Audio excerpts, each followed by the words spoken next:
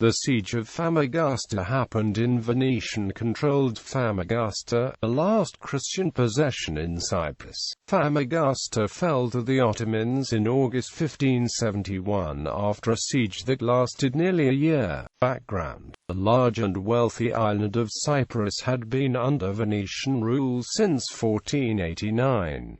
Together with Crete, it was one of the major overseas possessions of the Republic. Its population in the mid-16th century is estimated at 160,000. Aside from its location, which allowed the control of the Levantine trade, the island possessed a profitable production of cotton and sugar. The defences of Cyprus, Crete, Corfu and other Venetian possessions were upgraded in the 1560s, employing the services of the noted military engineer Sforza Pallavicini. The garrisons were increased, and attempts were made to make the isolated holdings of Crete and Cyprus more self-sufficient by the construction of foundries and gunpowder mills. However, it was widely recognized that, unaided, Cyprus could not hold for long. Its exposed and isolated location so far from Venice, surrounded by Ottoman territory, put it in the wolf's mouth, as one contemporary historian wrote. In the event, lack of supplies and even gunpowder would play a critical role in the fall of the Venetian forts to the Ottomans. Venice could also not rely on help from the major Christian power of the Mediterranean, Habsburg Spain, which was embroiled in the suppression of the Dutch revolt and domestically against the Moriscos. Another problem for Venice was the attitude of the island's population. The harsh treatment and oppressive taxation of the local Orthodox Greek population by the Catholic Venetians had caused great resentment, so that the sympathies generally lay with the Ottomans. The Turks decided to conquest Cyprus, and on the 27th of June 1570 the invasion force, some 350 to 400 ships and 80,000 minus 150,000 men, set sail for Cyprus. They sieged and destroyed the capital Nicosia and other Venetian fortifications. The Venetian walls of Nicosia were not useful even because incomplete in stopping this powerful Ottoman army, that was reinforced in the last 1,570 months. On the 15th of September 1570 the Turkish cavalry appeared before the last Venetian stronghold in Cyprus, Famagusta. At this point already, overall Venetian losses were estimated by contemporaries at 56,000 killed or taken prisoner. The Venetian defenders of Famagusta numbered about 8,500 men with 90 artillery pieces and were commanded by Marco Antonio Bragadin. They would hold out for 11 months against a force that would come to number more than 200,000 men, with 145 guns, providing the time needed by the Pope to cobble together an anti-Ottoman league from the reluctant Christian European states.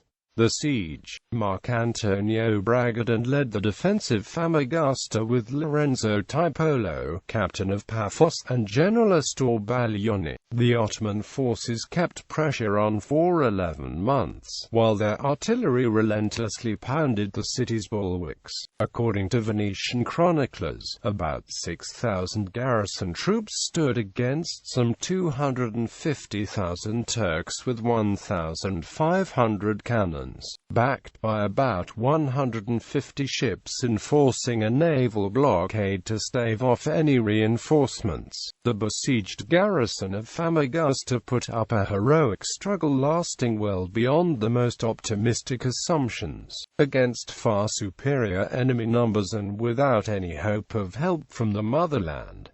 Furthermore, the Turks were employing new tactics. The entire belt of walls surrounding the town and the exterior plain was filled with earth up to the top of the fortifications. In the meantime, a number of tunnels were dug out towards and under the city walls to undermine and breach them. In July 1571 the Turks eventually breached the fortifications and the forces broke into the citadel, being repulsed only at the cost of heavy losses. With provisions and ammunition running out, and no sign of relief from Venice, on August 1 Bragadin asked for terms of surrender. The Turks lost some 52,000 men in 5 major assaults, including the first son of the Turk commander, Lala Kara Mustafa Pasha. The Venetian garrison lost nearly 8,000 soldiers and was reduced to just 900 soldiers, many of them wounded and starving. Death of Bragadin and legacy. Famagusta's last defenders made terms with the Ottomans before the city was taken by force, since the traditional laws of war allowed for negotiation before the city's defenses were successfully breached. Whereas after a city fell by storm, all lives and property in the city would be forfeit. The Ottoman commander generously agreed that, in return for the city's surrender, all Westerners in the city could exit under their own flag and be guaranteed safe passage to Crete. Greeks could leave immediately, or wait 2 years to decide whether to remain in Famagusta under Ottoman rule, or depart the city for any destination of their choice.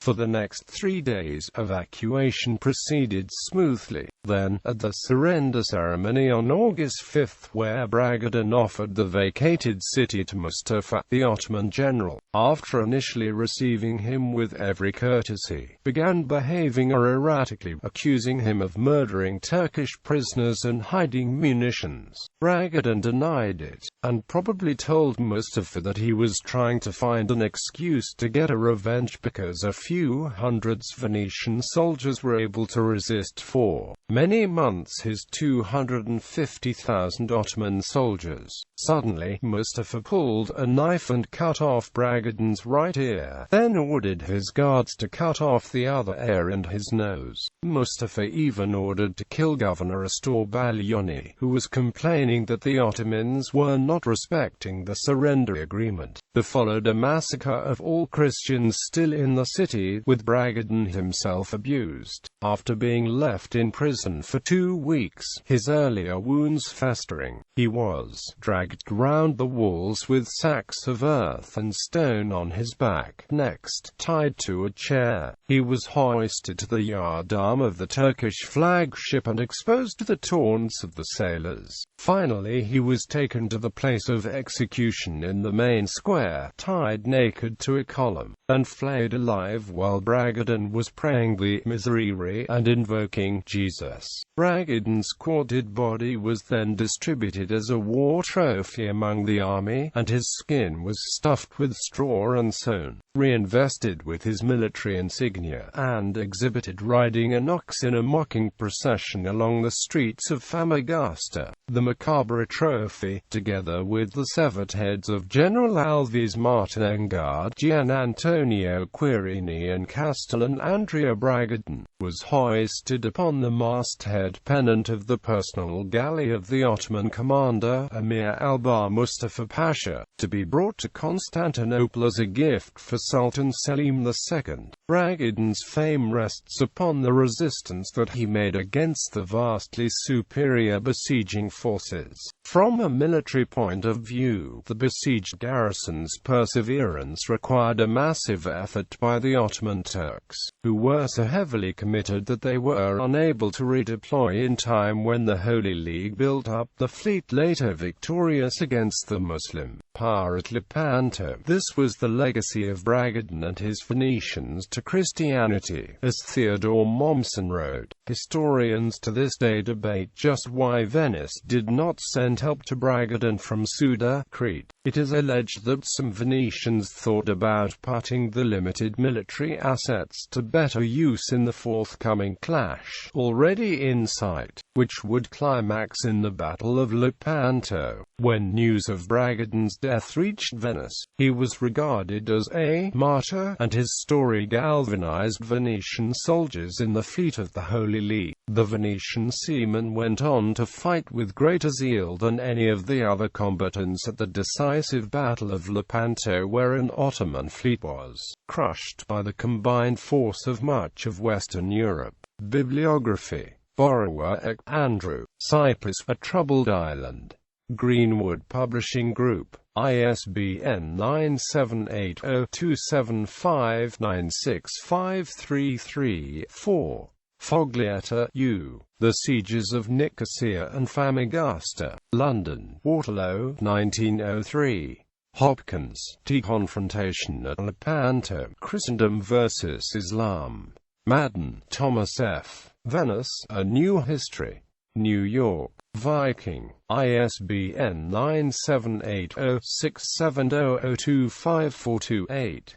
Manello, Accade Famagusta, l'assedio turco ad una fortezza veneziana ed l'sus convolgente finale Cagliari, Skepsi e Matana, 2006. Norwich, John Julius. A History of Venice. New York, Vintage Books. ISBN 0-679-72197-5. Zorzi Alves. La Repubblica del Leone. Storia di Venezia Bompiani ed.